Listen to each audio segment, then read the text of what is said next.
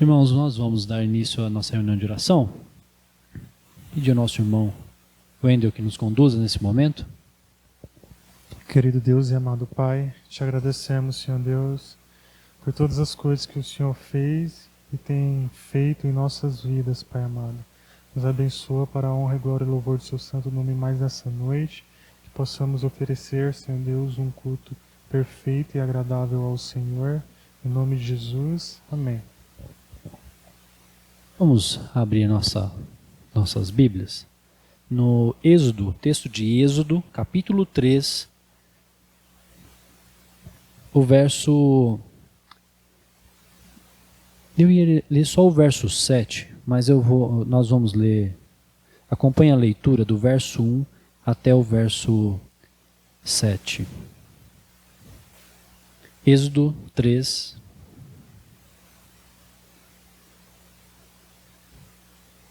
do 1 ao 7. Apacentava Moisés o rebanho de Jetro, seu sogro, sacerdote de Midian, e levando o rebanho para o lado ocidental do deserto, chegou ao monte de Deus, a Horebe. Apareceu-lhe o anjo do Senhor numa chama de fogo no meio de uma sarça. Moisés olhou e eis que a sarça ardia no fogo e a sarça não se consumia. Então disse consigo mesmo: irei para lá e verei essa grande maravilha. Por que a sarça não se queima? Vendo o Senhor que ele se voltava para ver, Deus, do meio da sarça, o chamou e disse: Moisés, Moisés. Ele respondeu: eis-me aqui. Deus continuou: não te chegues para cá. Tira as sandálias dos pés, porque o lugar em que estás é terra santa. Disse mais: eu sou o Deus de teu pai, o Deus de Abraão, o Deus de Isaque e o Deus de Jacó. Moisés escondeu o rosto, porque temeu olhar para Deus. Disse ainda o Senhor: certamente vi a aflição do meu povo, que está no Egito, e ouvi o seu clamor por causa dos seus exatores. Conheço-lhe o sofrimento. Amém. Até aqui. O versículo 7 nos mostra, né, esse conhecimento do sofrimento do seu povo, né? E o grande clamor ao Senhor. O momento de oração do povo de Israel é também o nosso momento de oração. O Senhor ouve as nossas orações. O Senhor intercede por nós por meio de Jesus Cristo. Ele é quem intercede por nós. E o Espírito Santo que nos conduz é a ação trinitária do Senhor, que age por Ele, para a glória dEle, por meio dEle. Tudo isso para que o povo dEle seja preservado até o seu retorno, né? Em todo tempo o Senhor tem agido em nosso meio e nós temos visto, vivenciado e experimentado da ação de Deus em todo o tempo. Vamos cantar, lembrando do Natal, né? Nesse tempo de Natal, nós cantaremos agora o hino 237, Jesus nasceu.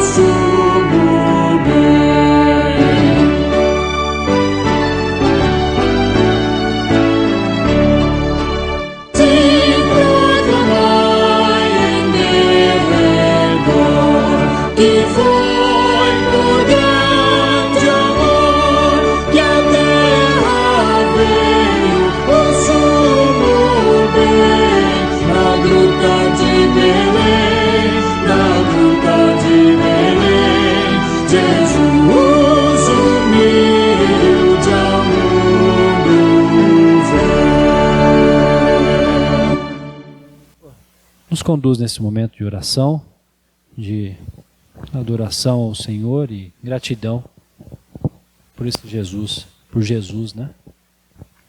Santíssimo Deus, nosso Pai celestial, Deus eterno, louvado seja o teu santo nome, porque o Senhor, ó Deus, diante da queda, por conta do pecado, o Senhor resolveu não deixar a tua criação, a humanidade, entregue à condenação da tua própria justiça por conta dos nossos pecados, da nossa desobediência. Mas ainda na eternidade o Senhor resolveu, ó Deus, constituir o plano de redenção, o plano da tua salvação para as nossas vidas e para toda a criação. Ó Deus bendito, nós louvamos e engrandecemos o nome do Senhor, porque por meio do teu Filho Jesus, enviado a este mundo, o Senhor nos dá hoje paz em nossos corações. O Senhor nos dá, ó Deus, o privilégio de termos a alegria da tua salvação.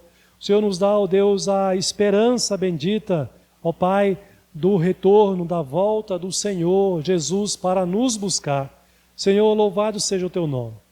Nós te agradecemos e te exaltamos, ó Pai, nesta hora, agradecidos, ó Deus, porque o Senhor quis nos abençoar grandemente pela tua misericórdia e pela tua bondade. Aceita, portanto, Pai, a nossa gratidão, o nosso louvor e a nossa adoração, que o fazemos em nome do teu Filho Jesus Cristo, nosso Senhor e Salvador. Amém. Nós vamos, nesse momento, orar, colocar os nossos pedidos diante ao Senhor e orar pelo outro, orar pelos pedidos. E você que está em casa, também ore um pelo outro que está aí e ore também pela igreja, lembrar também do nosso país.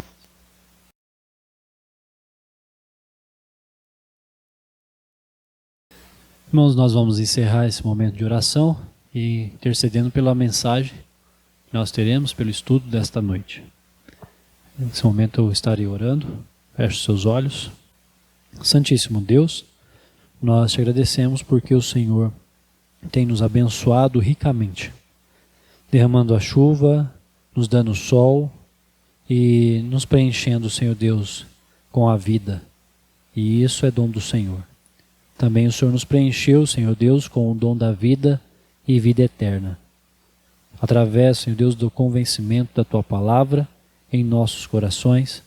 E hoje, Senhor Deus, nós nos rendemos a Ti e suplicamos que o Senhor continue, Senhor, nos instruindo através da Tua palavra, nos capacitando e nos direcionando, Senhor Deus, a sermos verdadeiros servos do Senhor, íntegros, justos e retos, Senhor Deus, segundo o Teu querer. Pai querido, conduz a vida do pastor, esteja, Senhor Deus, abençoando, dando a ele força, dando a ele, Senhor Deus, sabedoria e discernimento, Senhor Deus, para esse trabalho árduo que é a exposição da Tua verdade. Pai querido, seja o abençoando, em nome de Jesus. Amém.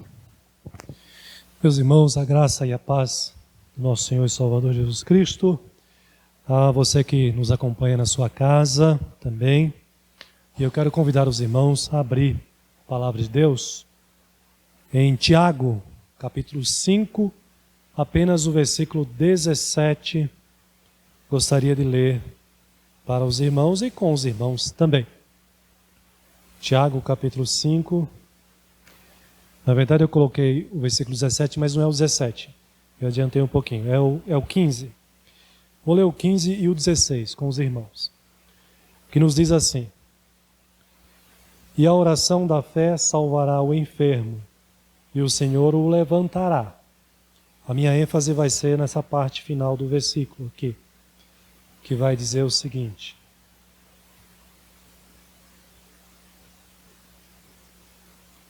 E se houver cometido pecados, ser-lhe-ão perdoados. Confessai, pois, os vossos pecados uns aos outros, e orai uns pelos outros para serdes curados. Muito pode, por sua eficácia, a súplica do justo. Então, como eu disse para vocês, a ênfase do nosso estudo hoje é na parte final do versículo 15. A ênfase está sobre o perdão ou pecados perdoados. Então, o tema aqui nos chama atenção nesse sentido. Se houver cometido pecados, serão perdoados. Nós queremos lembrar que no versículo 15, Tiago já havia dito sobre pecados, ou pecado como resultado da nossa cobiça. Lá no versículo 15 que eu acabei de ler, não, é o capítulo 1, o versículo 15, Tiago, ele trata da questão da cobiça em nosso coração, não é? E ele diz lá no versículo 15, então a cobiça, depois de haver concebido, dá à luz o pecado. E o pecado, uma vez consumado, gera a morte. Então, o pecado, ele pode ser gerado da nossa própria cobiça, e esse talvez seja o nosso maior problema nesta vida aqui. Mas também existe o pecado que nós costumamos chamar de pecado de omissão, né? Ou pela omissão, que é o pecado quando nós deixamos de fazer o que nós sabemos que devemos fazer.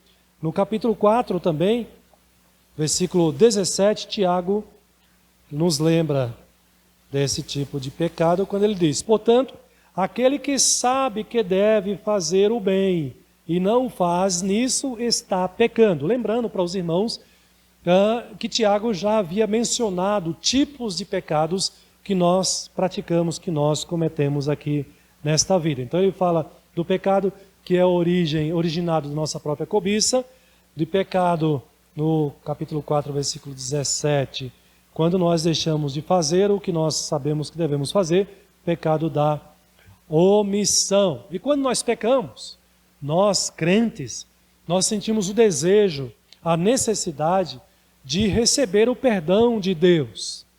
Mas o perdão de Deus, ele não vem num passe de mágica. Requer de nós um esforço, um empenho, algumas coisas importantes para recebermos o perdão. E aqui nós lembramos aos irmãos com base também na Epístola de Tiago. Primeira coisa, é preciso reconhecer o erro. Preciso reconhecer que houve o pecado, que nós cometemos o pecado. Sem o reconhecimento do pecado, não damos nenhum passo, nem daremos nenhum passo na direção do perdão. Depois que nós reconhecemos que pecamos, precisamos de arrependimento, nos arrepender. E eu entendo que essa é uma questão que deve ser motivo nas nossas orações. Isso tem me incomodado, eu confesso para os irmãos. No meu coração, tenho me incomodado nessa questão do arrependimento. E tenho orado a Deus, suplicando ao Senhor que nos leve ao verdadeiro arrependimento. Porque parece que nós vivemos numa época, nos nossos dias, em que não praticamos mais o verdadeiro arrependimento. Ou parece que nós não pecamos mais. Já perceberam isso? Né? Quantas vezes nós vivemos o dia e a noite, passamos a semana, e quantas vezes nos arrependemos verdadeiramente? Quantas vezes fomos levados ao verdadeiro arrependimento, nos prostramos diante do Senhor com sinceridade, gastamos tempo em oração de arrependimento, de confissão, suplicando a Deus que Ele nos perdoe. Parece que nós levamos os nossos pecados no estágio de monotonia, ou tratamos no sentido de levarmos essa situação mais mecanicamente do que mais sinceramente diante de Deus, avaliando, refletindo nas consequências, na gravidade dos nossos atos pecaminosos quando nós assim cometemos pecado. E o último estágio, a confissão. Então, nós precisamos verbalizar os nossos pecados. Isso nos faz também refletir sobre a gravidade dos nossos atos pecaminosos.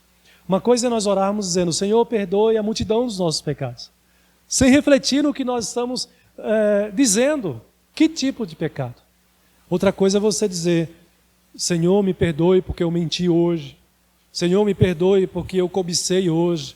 Senhor, me perdoe porque eu falei mal da pessoa, de fulano, de cicrano, me perdoe. Então nós precisamos verbalizar os nossos pecados e buscar diante de Deus o sincero arrependimento, reconhecendo que nós erramos, para que nós possamos, em meio a tudo isso, buscar o perdão de Deus e, em último estágio, retornar ou retomar a nossa comunhão com Deus, a nossa vida de consagração, de piedade, de obediência ao Senhor. Eu creio, irmãos, que esses são passos necessários que nós precisamos trilhar, que nós precisamos dar à medida que nós cometemos pecados nesta vida e que temos a necessidade de receber o perdão diante de Deus. Precisamos reconhecer, precisamos arrepender, precisamos confessar e precisamos retomar uma vida de comunhão diante do Senhor nosso Deus. Na sequência aqui, dito essa introdução, né, porque estamos falando aqui de perdão de pecados, eu quero falar para vocês de 3 coisas sobre essa relação entre pecado e doença, com base aqui no texto de Tiago, na vida do cristão, na nossa própria vida. Primeira coisa é dizer para os irmãos que um pecado específico pode ter a sua causa em doenças mesmo. Ou melhor, um pecado específico pode ser a causa de doença e até de morte, ou da morte de alguém. Vamos entender isso com base no nosso texto? Aqui, é claro, né, Tiago não está se dizendo claramente que a doença e a morte resultam da queda. Como nós temos essa informação, né, a informação da queda, lá em Gênesis 3, 17 e 18. Os irmãos conhecem esse texto, mas vale a pena a gente lê-lo neste momento aqui. Gênesis capítulo 3, versículos 17 e 18, que nos diz assim: E a Adão disse: Visto que atendeste à voz da tua mulher e comeste da árvore que eu te ordenara não comesses, maldita é a terra por tua causa. Em fadigas obterás dela o sustento durante os dias de tua vida. Ela produzirá também cardos e abrolhos, e tu comerás a erva do campo. Então, no texto de Tiago, ele não está dizendo claramente que doença e morte resultam da queda. Ele não está dizendo isso claramente no seu texto aqui.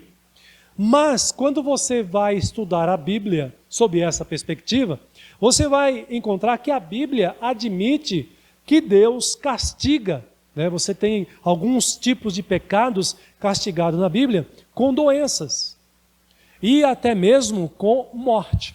Quer ver um exemplo? Abre aí na sua Bíblia, em Números capítulo 12, versículo 10. Números 12, versículo 10. Nós temos aqui esse texto que diz o seguinte. Eu vou ler o versículo 9, a partir do versículo 9. E a ira do Senhor contra eles se acendeu e retirou-se. Aqui é o contexto da divisão, né, de Miriam e Arão. A nuvem afastou-se de sobre a tenda, e eis que Miriam achou-se leprosa, branca como neve. E olhou Arão para Miriam, e eis que ela estava leprosa. Castigo de Deus. A doença como castigo de Deus.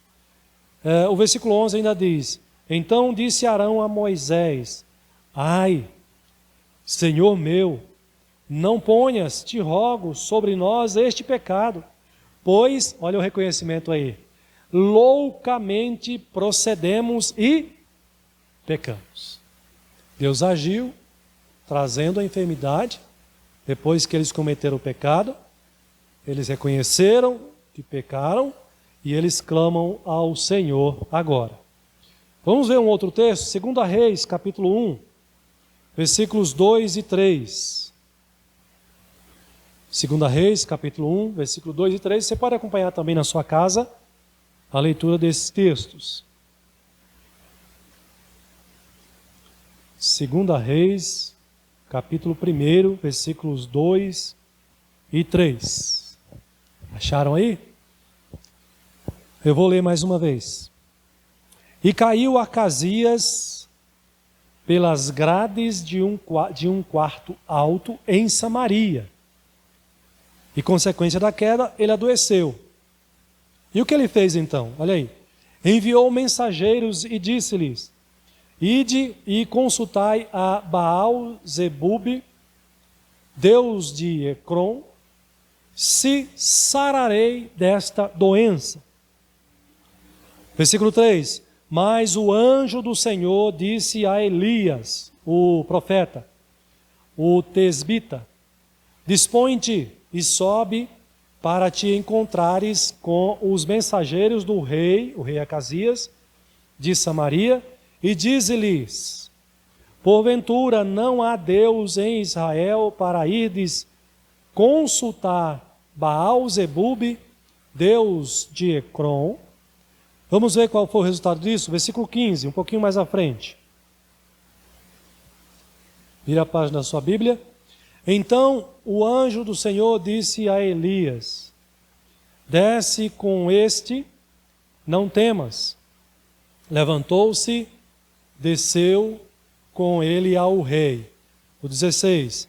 E disse a este, ao rei: Assim diz o Senhor, porque enviaste mensageiros a consultar Baal-zebub, deus de Ecrom, será acaso por não haver Deus em Israel, cuja palavra consultaste? Portanto, desta cama que subiste, não descerás, mas sem falta morrerás. Lembrando para os irmãos que Acabe, conforme o versículo 1 do capítulo 1, Acabe foi rei de Israel, né?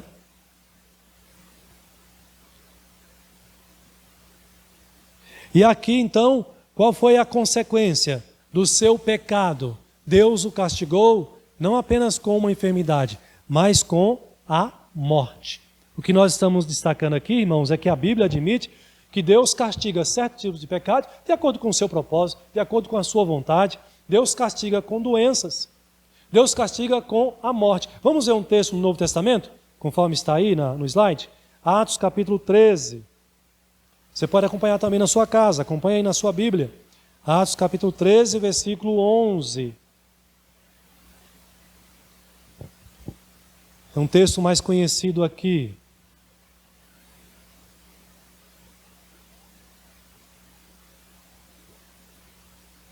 Nos diz Lucas, aí no livro de Atos: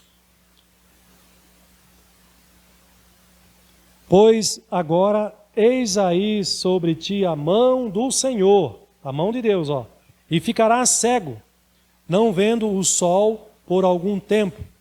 No mesmo instante caiu sobre ele névoa e escuridade, e andando à roda procurava quem o guiasse pela mão. Aqui foi o caso da mão de Deus, né?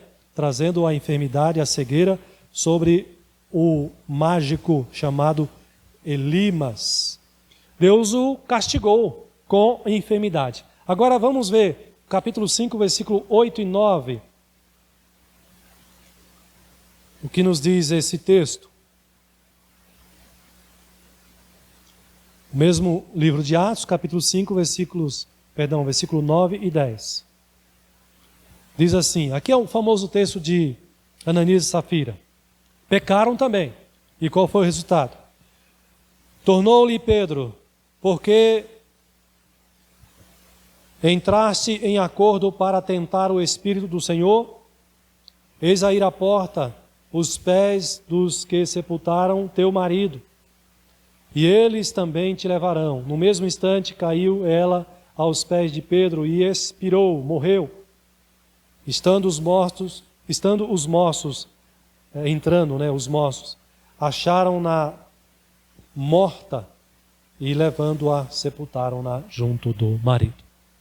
Então, a Bíblia admite, meus irmãos, Deus castigando pecadores com doenças e com morte também. Então, os versos 15 e 16 que nós lemos lá de Tiago parecem irem também nessa direção. Tiago deve estar se lembrando também desses textos, né, ou de situações assim, e exortando também os cristãos nesse sentido, de chamar a igreja, chamar os irmãos, né, o presbítero que vai ao encontro desses irmãos que estão enfermos, a orar por eles, mas levando esses irmãos a refletirem se não estão também em pecados.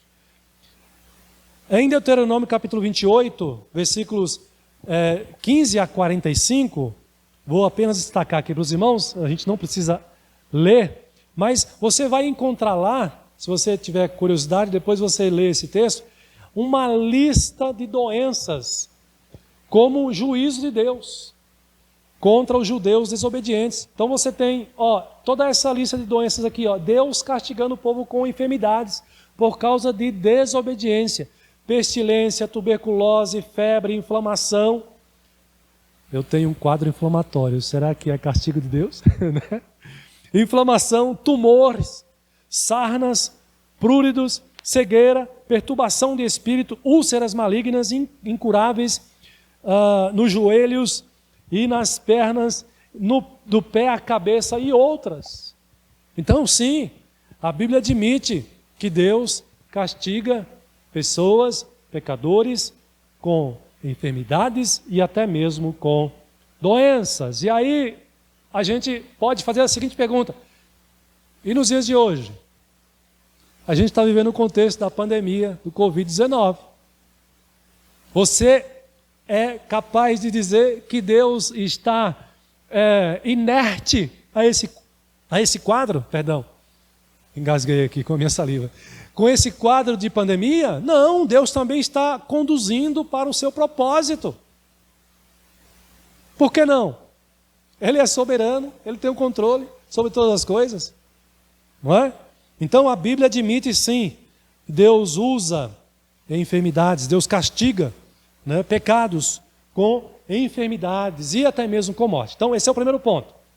Pastor, mas então toda doença, né, o segundo ponto agora, toda doença é resultado de pecado, dos meus pecados diretamente? Olha aí o segundo ponto.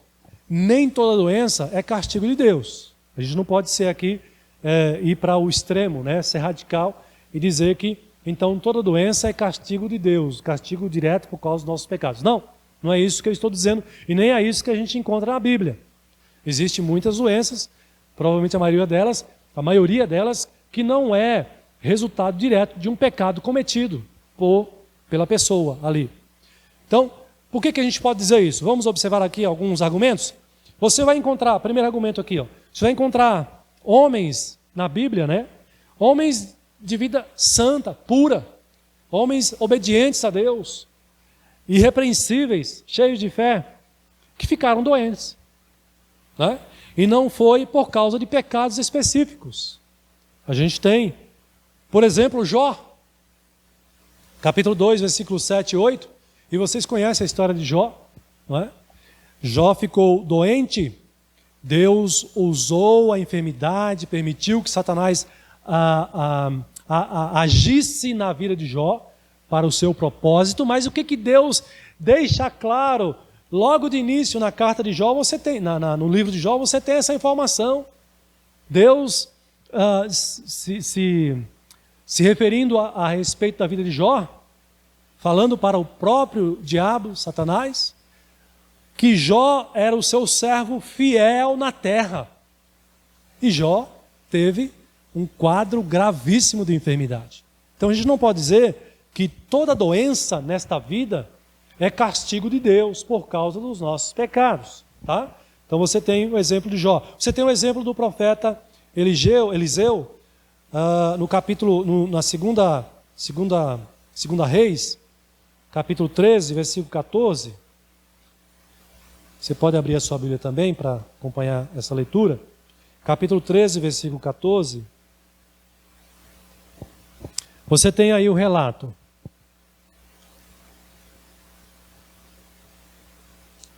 2 Reis, capítulo 13, versículo 14, que diz o seguinte: estando Eliseu padecendo da enfermidade de que havia de morrer, Joás, rei de Israel, desceu a visitá-lo, chorou sobre ele e disse: meu pai,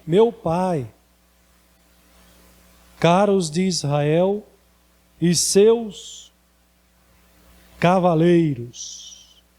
Você conhece a história do profeta Eliseu, homem de Deus. E aqui a gente tem um relato de Eliseu enfermo, prestes a morrer. Mais um exemplo. Quer mais outro exemplo? Timóteo. E aqui nem precisa a gente ler o texto, que você conhece também a história de Timóteo. Timóteo tinha enfermidades. Timóteo tinha uma enfermidade no seu estômago. Paulo recomenda que ele use, por exemplo, o vinho como medicamento, não para satisfazer um vício, né? Que fique bem claro. Mas Paulo recomenda que ele use o vinho para tratar de uma enfermidade que ele tem. Quem foi Timóteo? Servo de Deus, que não ficou isento, imune a uma enfermidade, mas que não podemos dizer que a enfermidade dele foi consequência, foi resultado direto do seu pecado. E o que falar, não é? Você tem aqui o Jesus Cristo, que ele curou 10 leprosos. Lucas capítulo 17, versículos 12 a 14, mostra isso, não é? Jesus, ele cura 10 leprosos, o pecado como causa da lepra. Jesus não atribuiu a doença como resultado do pecado na vida daqueles 10 homens. E dos 10 volta apenas um para agradecer a Jesus, né? Então, abre aí na sua Bíblia, Lucas 17, 12 a 14. Esse exemplo é interessante porque você tem aqui o próprio Senhor sendo envolvido no texto, no exemplo. Capítulo 17, versículo 12 a 14. Vou ler do versículo 11, ó. De caminho para Jerusalém, passava Jesus pelo meio de Samaria e da Galileia. Ao entrar numa aldeia, saíram-lhe ao encontro 10 leprosos, que ficaram de longe e lhe gritaram, dizendo: Jesus, mestre, compadece-te de nós. E ao vê-los, disse-lhes Jesus: ide, mostrai-vos aos sacerdotes. Aconteceu que, indo eles, foram purificados. Veja que interessante, Jesus, além de não atribuir aqui, não tratar essa enfermidade como sendo resultado, consequência dos pecados deles, Jesus manda eles ainda irem ao sacerdote, né, se apresentar ao sacerdote, para que eles, porque era papel do sacerdote, conferir, verificar se realmente aqueles que eram leprosos estavam puros, purificados desta enfermidade. Então, aqui Jesus não está dizendo que essa enfermidade foi consequência direta dos pecados dessas pessoas. Portanto, nós não podemos dizer que toda doença é castigo de Deus por conta dos pecados que nós cometemos ou que as pessoas cometem. Aqui no texto de Tiago, voltando para o nosso texto, Tiago deixa implícito que os presbíteros, antes de orar, isso aqui é interessante também para nós, eles devem perguntar, questionar, levar o crente a refletir sobre a sua vida com Deus. É possível que o crente esteja enfermo como consequência de pecados não tratados, não confessados? É possível. É possível que ele esteja enfermo e essa enfermidade não seja decorrente do seu pecado?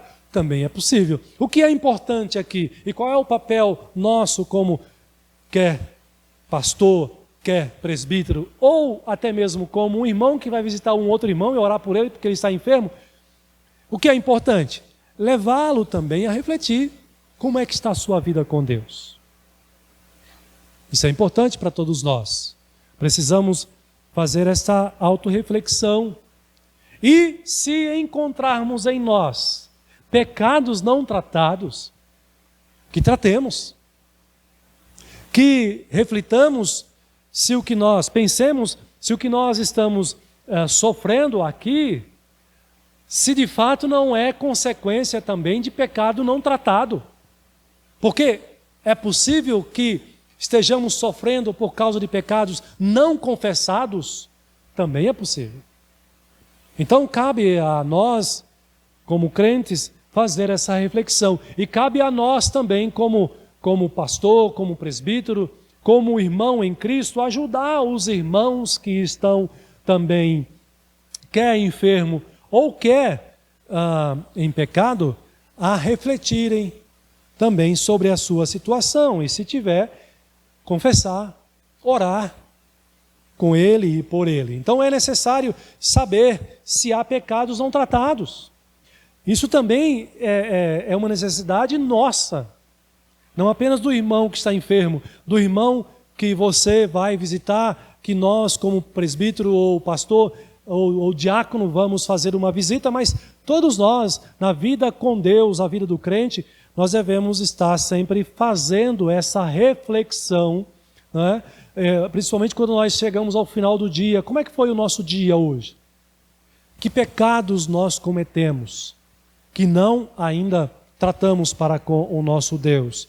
Então, meus irmãos, são coisas que nós precisamos fazer, e quando nós pecamos, precisamos trazer os pecados à luz, né, à consciência, à nossa mente, e refletirmos sobre os nossos atos, para que, se de fato nós pecamos, nós busquemos o perdão, nós confessemos, nos arrependamos e busquemos o perdão de Deus. Mas no contexto aqui de Tiago, quando o presbítero, quando o pastor, quando o oficial da igreja vai fazer uma visita a um irmão que está enfermo, é oportuno, é uma oportunidade que temos de levá-lo, o irmão, a refletir na sua vida com Deus. Como é que está a sua vida com Deus, meu irmão, minha irmã?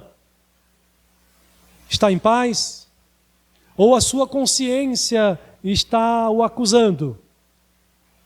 Se está em pecado, há necessidade de refletir, de arrepender, de tratar dos seus pecados, colocando diante do Senhor, para que esteja em paz. Aliás, irmãos, não é isso que o pecado faz conosco? A primeira coisa, ele tira a paz com Deus. E o pecado, sim, o pecado, ele, se não for tratado, ele pode levar o corpo também a padecer. Ele pode também levar a outras enfermidades, além da falta de paz com Deus, de comunhão com o Senhor, pode levar também a enfermidades físicas que precisa ser curada e tratada a partir da cura da alma. Não é? Muitas vezes a cura vem ou deve acontecer no coração, no íntimo, na alma. Ou seja, de dentro para fora. Às vezes aquilo que está sendo mostrado, aquilo que nós percebemos exteriormente, é um reflexo do que está no coração. Então, como cristãos que amamos uns aos outros, que amamos o nosso irmão, nós precisamos ter a sabedoria e ter também a coragem de levar o irmão a refletir sobre a sua vida com Deus, sobre a sua santidade, sobre a sua conduta, para ele investigar na sua própria consciência, no seu íntimo, se está em pecado ou não, para que o pecado seja tratado. Então veja que interessante, a enfermidade pode ser sim uma grande oportunidade para o crente tratar de pecados não tratados no seu coração, na sua vida com Deus. É uma grande oportunidade. E nós como crentes, e principalmente nós como oficiais da igreja, líderes da igreja, não podemos deixar de aproveitar momentos oportunos para a edificação dos nossos irmãos, a edificação da igreja de Cristo. O terceiro ponto, eu falei que eram 3 coisas, não é? Então a terceira coisa, o terceiro aspecto aqui, Deus está pronto a perdoar os pecados. Isso é importante nós lembrarmos a nós mesmos e lembrar aquele que porventura está em pecado, que está enfermo, principalmente quando essa enfermidade é uma consequência do seu pecado não tratado. Então olha aí, o que eu já disse para os irmãos. O leito de enfermidade pode ser sim um local excelente para reconciliação com Deus. Me lembro de situações já vividas assim no ministério. Me lembro de um jovem que estava enfermo numa situação muito delicada da sua vida. E foi uma oportunidade para questioná-lo, levá-lo a refletir sobre a sua vida com Deus. Você realmente tem paz com Deus? Você tem convicção da sua fé, da sua salvação? Você crê realmente em Jesus Cristo como seu Senhor, seu Salvador? Meus irmãos, o momento de enfermidade, nós sabemos disso, não é? Normalmente nos quebranta.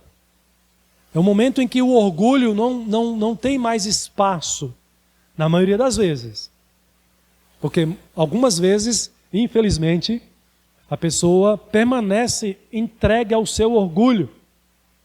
E é triste até dizer isso, mas eu já testemunhei isso também. A pessoa está no leito de morte, mas ele está preso ali, dado ao seu orgulho. Não há espaço para a humildade, para o reconhecimento dos erros, para confessar pecados, para ser humilde, para receber ajuda. Mas, felizmente, na maioria das vezes, a enfermidade leva o ser humano, leva a pessoa ao quebrantamento, e há uma oportunidade, há um espaço ali para a palavra de Deus ser apresentada, para o crente, nós crentes, orarmos por aquela pessoa, se não é uma pessoa crente, né, ter a oportunidade de ser evangelizada, de receber uma oração de intercessão pela sua vida. Mas se já é um crente, glória a Deus, tem a oportunidade também de haver um quebrantamento, de haver um momento ali de humildade, onde possa ser tratado, quem sabe, uma reconciliação com outro irmão, com uma outra pessoa, e principalmente um momento para haver reconciliação com Deus, através da confissão de pecados, do arrependimento verdadeiro. E muitas vezes, irmãos, o papel seu como um cristão, o papel meu como pastor, do presbítero ou do diácono, é fundamental. Aquele que está enfermo muitas vezes precisa dessa nossa ajuda, desse nosso guiar, dessa nossa direção neste momento tão importante. Então, meus irmãos, nesse sentido, a epístola de Tiago aqui nos chama a essa responsabilidade, a estarmos preparados para socorrer, amparar irmãos e irmãs que estejam enfermos e que precisam da nossa ajuda, não apenas para uma oração de intercessão pela cura daquela enfermidade, mas se essa enfermidade é em decorrência de um pecado ou pecados não tratados, que nós tenhamos esse olhar, tenhamos essa sensibilidade para irmos além da enfermidade física e estarmos atentos também ao coração, à alma, à vida com Deus do nosso irmão, da nossa irmã, que porventura esteja numa situação como essa. Então, é o que eu digo aqui, pastores e presbíteros devem ver a doença não apenas como uma oportunidade de conforto e cura do corpo ou para o corpo, mas também uma oportunidade de quebrantamento e até de cura para a alma, para o espírito do irmão e da irmã que está enfermo naquele momento. Irmãos, isso é muito importante, que tenhamos essa sabedoria, essa sensibilidade. Isso mostra também, irmãos, é uma maneira também de demonstrar o amor verdadeiro, o amor cristão. Nós não desejamos apenas a cura do corpo, mas desejamos também a cura da alma, principalmente a cura da alma do irmão e da irmã. É uma oportunidade de acertar contas com Deus, de consertar a vida com Deus, se é o caso do irmão e da irmã estar em pecado. Então, nós, presbíteros, né, e oficiais da igreja e irmãos de maneira geral, por que não? Ao visitar doentes, não devemos pressupor que a doença é sempre um castigo de Deus, tenhamos essa sensibilidade, não devemos olhar para o irmão doente e dizer, está vendo? Está em pecado. Não é isso, tenhamos esse filtro, essa sensibilidade, mas como pastores de alma, devemos sondar a consciência do enfermo e oferecer a oportunidade do perdão de Deus, além da cura física, mas também a cura da alma. E Tiago continua aí, ele termina o versículo lá, aliás, ele vai para o versículo 16, chamando os crentes a confessar. Ele diz no verso 16: confessai, pois, os vossos pecados uns aos outros, e orai uns pelos outros, para serdes curados. Muito pode, por sua eficácia, a súplica dos justos. Então, o crente deve confessar os pecados não só aos presbíteros. Veja que Tiago está indo além aqui. Não devemos confessar os pecados apenas ao pastor, ao presbítero, ao oficial da igreja, mas ele diz: confessai uns aos outros. Diferente da igreja católica, que o fiel confessa o seu pecado ao padre, ao sacerdote, a palavra de Deus ensina o sacerdócio comum, o sacerdócio universal dos crentes. Os pecados devem ser confessados uns aos outros, não apenas ao líder da igreja, para que os crentes orem uns pelos outros, para serem curados. Esse é o ensinamento bíblico. E isso aqui, então, irmãos, esse texto nos responsabiliza como crentes. O crente não deve cobrar responsabilidade apenas do seu presbítero, apenas do seu diácono, do seu pastor, mas deve cobrar também do seu irmão. Nós devemos nos sentir responsáveis de orar uns pelos outros, de ajudar os nossos irmãos na luta contra o pecado, nos colocando à disposição, sendo confiáveis, né? Aliás, isso é uma questão que precisa ser melhorada em nossas igrejas. Nós, como crentes, devemos zelar pela confiança uns dos outros, devemos fortalecer o nosso relacionamento uns com os outros e amadurecer nisso, a ponto dos irmãos confiarem uns nos outros, confiar as suas lutas, confiar os seus dilemas, ter a liberdade e a confiança de sentar com o irmão e abrir o seu coração, pedir ajuda, pedir que ore. Muitas vezes o crente não faz isso porque não confia, porque o outro crente não tem maturidade suficiente para saber ouvir e saber guardar no seu coração aquilo que precisa ser guardado, a vida, a luta, as dificuldades do irmão. Então isso significa maturidade, crentes maduros.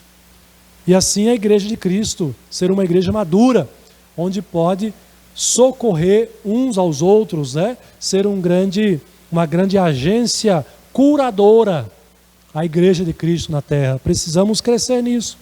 Tiago então fala aos cristãos enfermos, pois o objetivo da confissão e oração é para serem curados, né? Sedes curados.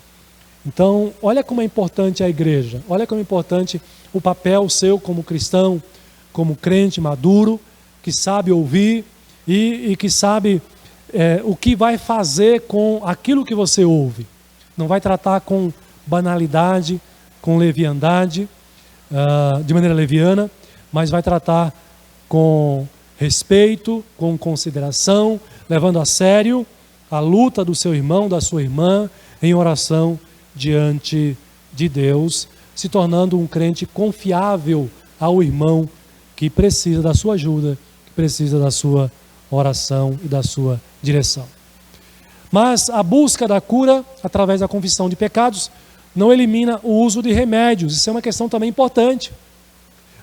Tiago aqui não está dizendo que você deve pegar os seus medicamentos e jogar na lata do lixo, que ele abomina a ciência, através da qual se chega à conclusão de estudos, produção de medicamentos, de vacinas. Não é isso. A confissão, a oração não elimina o uso de medicamentos, e que isso não significa, você usar medicamento também não significa falta de fé ou de maturidade, de confiança no Senhor. Assim como o benefício da medicina não elimina a necessidade de orarmos a Deus pela cura de doenças, o que também é verdade. Não significa que porque temos ou teremos a vacina contra o Covid, que nós vamos parar de orar depois que tivermos a vacina. Continuamos clamando a Deus, confiando no Senhor, porque nós cremos que tanto a cura de maneira milagrosa, diretamente, provém de Deus, também cremos e sabemos que a cura através da vacina também vem de Deus. Porque é Deus quem dá a sabedoria, quem dá a direção para todas essas coisas. Então, vários homens de oração não desprezaram o uso de remédios, né? Já falamos aqui de Tiago, o apóstolo Paulo, por exemplo, que foi um homem de oração, um servo de Deus. Ele, ao contrário, ele recomendou que Tiago usasse o vinho como remédio. Então, irmãos, não é o caso aqui. Nós não estamos dizendo que se você é crente, creia em Jesus Cristo, jogue os seus medicamentos fora. Não é isso. Se você é crente, ore, busque a cura, busque em Deus a cura para a sua enfermidade. Mas se você faz o uso do medicamento, busque a cura, inclusive através do medicamento que você está tomando. Porque quem capacitou o médico? Quem fez com que a ciência descobrisse através das plantas, das ervas, a medicação correta para determinadas doenças? O próprio Deus. E aqui você tem vários exemplos, não apenas no Novo Testamento, mas também no Antigo Testamento. Você tem, é interessante aqui o texto de Isaías, você tem aqui o uso da pasta de figo. Então, era feita uma pasta com o figo, né, essa planta, e o figo era colocado sobre a pele no local enfermo, tanto no caso de úlcera, quanto no caso de outras enfermidades também. Eu fui dar uma pesquisada. Hoje em dia, a pasta de figo é recomendada até para o uso cosmético da pele. Então, se você quer ter uma pele mais bonita, você pode usar a pasta de figo, é recomendada. Eu vi isso também na internet. E quem é que está recomendando isso aqui? Servo de Deus. Isaías, 2 Reis 20, versículo 7, 1 Timóteo, capítulo 5, versículo 23... Isso aqui era o medicamento da época. Homens de Deus, homens de oração, mas que não desprezou. Então, imaturidade você ir por esse caminho, dizer que fazer uso de remédio é falta de confiança e de fé em Deus. Não é isso que a Bíblia ensina. Pelo contrário. Tiago diz: confessai uns aos outros, significa que a confissão exclusiva ao sacerdote, como eu já me fiz referência aqui, da Igreja Católica, né, conforme adotou na Idade Média, não era a prática da Igreja Apostólica. Então, a Igreja Católica faz essa prática, usa, né, a confissão exclusiva ao sacerdote. O que nós estamos dizendo aqui é que essa prática não era uma prática da Igreja nos dias dos apóstolos. Isso foi uma inserção em tempos posterior, não na época dos apóstolos. Muito ao contrário, Tiago é um apóstolo. Ele está dizendo, orai uns pelos outros, né? O que significa não apenas os apóstolos ou os presbíteros, mas também os cristãos de maneira geral. Então, os cristãos doentes podem confessar seus pecados e pedir orações uns pelos outros, como nós fazemos hoje na igreja. Acabamos de fazer isso aqui no culto de oração, pedindo a Deus a cura, de acordo com a sua vontade. E nós cremos e sabemos que Deus não só está pronto a nos atender, como também Ele próprio nos encoraja a orar, assim como nos encoraja Tiago aqui nos versículos 16, 17 e 18, que ele diz assim, olha só, o versículo 16 eu já li, o 17 ele diz: Elias era homem semelhante a nós, sujeito aos mesmos sentimentos, e orou com instância para que não chovesse sobre a terra. E por 3 anos e 6 meses não choveu. E orou de novo, e o céu deu chuva, e a terra fez germinar os seus frutos. Meus irmãos, o poder da oração não está em Elias. Tiago está dizendo, ele era homem como nós. O poder da oração não está no sacerdote, não está no presbítero, não está no pastor. Aliás, tem crentes hoje que pensam assim: pastor, ora por mim, a sua oração é poderosa, eu sou igual a qualquer um. Não é assim que funciona. O poder não está na oração. Nós vimos na semana passada aqui. O poder da cura não está naquele que ora. E nem na oração em si, oração poderosa, palavras certas. Não, o poder da cura está em Deus. E quando o crente ora, ele está se dirigindo a quem? A Deus. Deus vai atender de acordo com o seu propósito. Então, a oração faz o impossível quando ela é feita com base nas promessas de Deus e de acordo com o propósito do Senhor. O que é importante então para nós, meus irmãos, aqui? A oração é um meio extraordinário de graça. É bênção para as nossas vidas. Então, se você está enfermo, se você conhece um irmão, uma irmã que está enferma, vamos orar sim por eles. Vamos colocar diante de Deus, clamando ao Senhor pela cura desse irmão, dessa irmã. E Deus há de curar, de acordo com o seu propósito, de acordo com o seu querer. Não é a oração do presbítero, não é a oração do pastor, mas é a vontade e o poder de Deus. E quando você for visitar o seu irmão, a sua irmã, orar por ele, ajude-o também nessa questão. Faça-o refletir. Como está a sua vida com Deus? Como está a vida dele com Deus? A vida dela com Deus? Se está em pecado. E se estiver em pecado, o encoraje realmente a confessar os seus pecados, a buscar o perdão de Deus, porque nós sabemos que o pecado, ele adoece a alma, mas ele também pode adoecer o corpo, pode gerar enfermidades, e é importante a cura do corpo, mas é mais importante ainda a cura da alma. Que Deus assim abençoe a sua vida, continue abençoando a nossa igreja e que Ele continue ouvindo e certamente Ele continuará ouvindo as nossas orações quando nós clamamos em nome do nosso Senhor e Salvador Jesus Cristo e continuará atendendo as nossas orações de acordo com o seu querer, de acordo com a sua vontade. Que Ele assim nos abençoe. Amém. E nós vamos fazer isso. Nós vamos orar, encerrando o nosso culto. Convido os irmãos que estão aqui a colocarem-se em pé. E a você, na sua casa também, e em atitude de oração, todos juntos, né? Eu conduzindo os irmãos nessa oração, encerrando o nosso culto. Santíssimo Deus, Todo-Poderoso, Criador do céu e da terra, o Deus que faz milagres e que continua ainda fazendo milagre nos dias de hoje, continuará, porque o Senhor é Deus, Deus eterno, Deus sobrenatural. Senhor, nós colocamos a nossa vida em Tuas mãos, nós confiamos na Tua direção. Ó Pai, que quando nós também, Senhor, estivermos enfermos, que o Senhor não permita que a nossa fé enfraqueça, mas que nós continuemos confiando no Senhor, orando ao Senhor e buscando no Senhor a cura.